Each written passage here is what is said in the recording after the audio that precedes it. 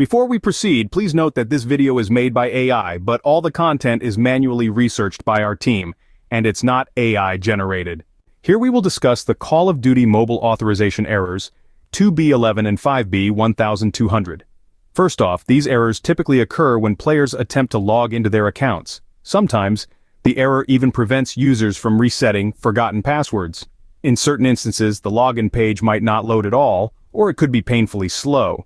When the loading screen finally appears and users attempt to log in, that's when the dreaded error message pops up. But fear not, we have a few workarounds that might just do the trick.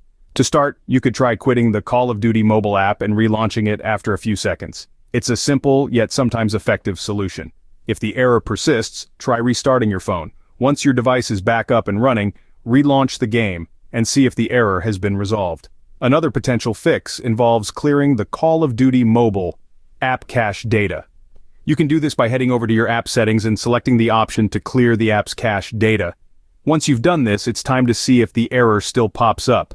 If none of the above solutions work, it's time to check if your Call of Duty mobile app needs an update. If an update is available, go ahead and install it. Already running the latest version of the app? No worries. Try uninstalling the Call of Duty mobile app from your device, restarting your phone, and then reinstalling the app. If you're still encountering the error, it might be time to check the game server status.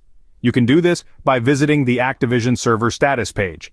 If the servers are down, that could be the root of your problem. Finally, if you have access to a reliable VPN service, you could try connecting to the game from a different region. If the issue is a region-specific, this might solve your problem. Now let's recap.